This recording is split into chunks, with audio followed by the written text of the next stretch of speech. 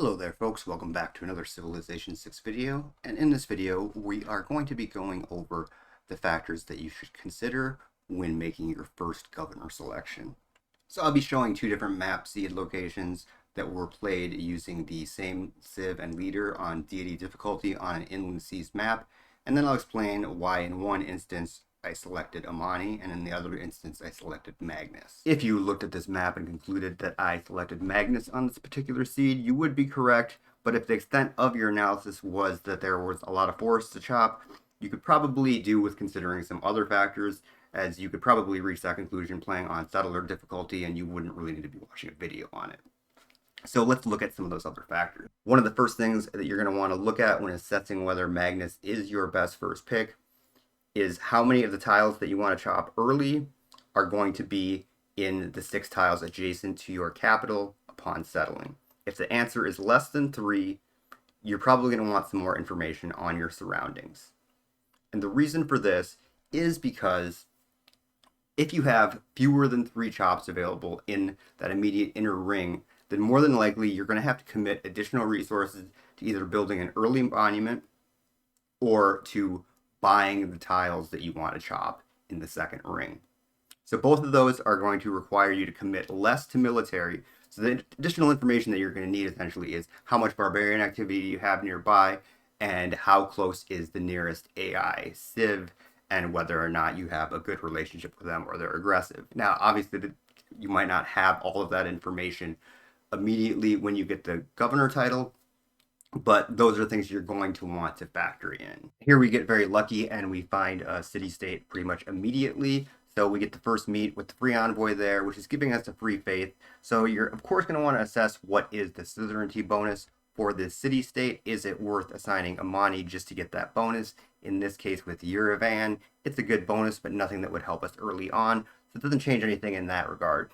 Now, the other thing I didn't mention when assessing the immediate tiles around the capital that you are going to want to consider, and you don't necessarily have had to have a religious city-state to consider this, is whether or not the terrain facilitates some really outsized pantheon bonus, in which case, if you get an early Voidsingers Secret Society discovery, you may want to consider taking Voidsingers and building Monument if you had room to build Monument as well.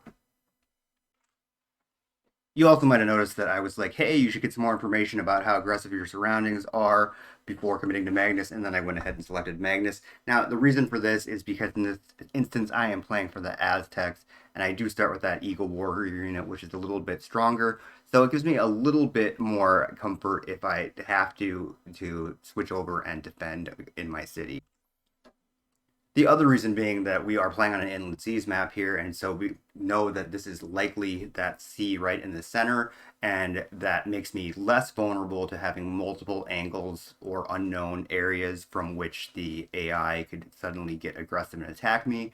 So with that in mind, I can have a little bit less information about my surroundings because I'm a little bit less vulnerable. Although you will note that I did settle on a floodplains, which has less defense, which makes you a little bit more vulnerable to early attack. I went with pottery rather than mining as my first tech, which indicates that my intent for chopping is going to target some of that wheat near the city rather than the woods initially. So you have to make a decision in that regard. But I think the wheat might be a better choice in this scenario, particularly because I settled on a luxury resource. So that's going to give me an innate amenity already, so I can afford to grow a little bit faster and use the chopping of the wheat to facilitate that. So now let's compare this to another seed that I was playing with the Aztecs, where I selected Amani as my first governor. Now, arguably, when you look at this seed, there are more options here for chopping with Magnus as a first governor, but it's a little bit deceptive. So you see there's more bonus resources available, but if you look at that, you don't want to really count the stone as a chop because you're going to want to use that to get the quarry boost most likely, unless you find some other nearby stone.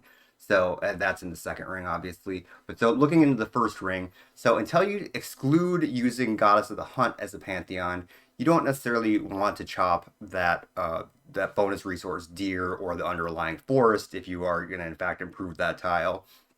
Even though a camp is generally the worst improvement, If you have Goddess of the Hunt, it's much better, and we already know that we're going to improve that truffle tile, which are going to be 2 nearby camps.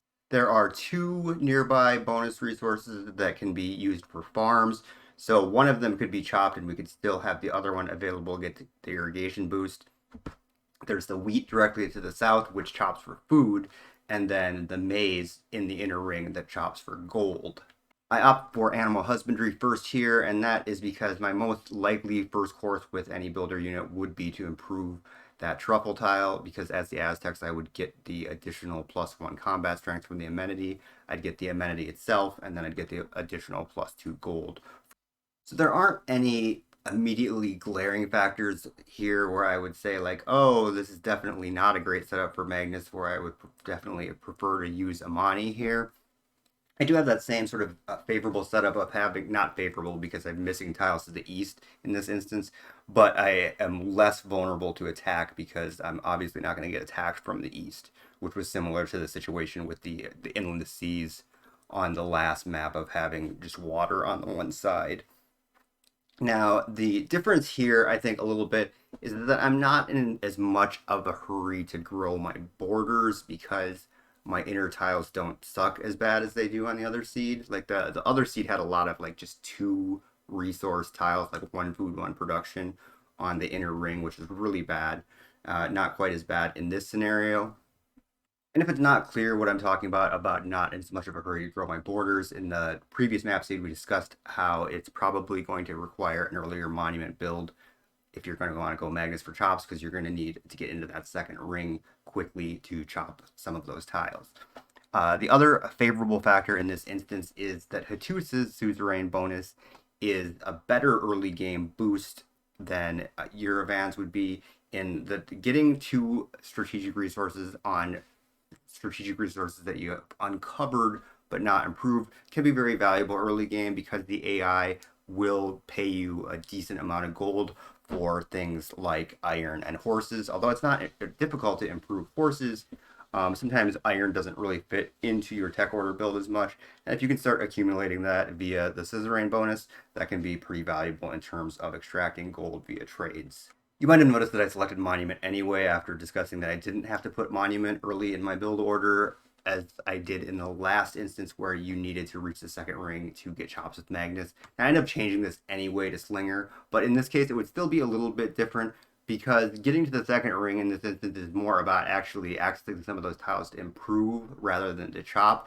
So the pushing the monument up in the build order if we have room this time still isn't like really Magnus oriented factor. And from what I can see on the map thus far, I would be fairly comfortable with being able to not go too much military early. One more note before we close out here: if your strategy revolves around getting a golden age after the ancient era, going into the classical era, Amani is likely going to be a good choice over any other governors, if and only if you think you can get enough areas scouted around to get first meets on a number of city-states. And that is because of the number of era score boosts you're going to get off of getting the early Amani suzerain status by rotating her around.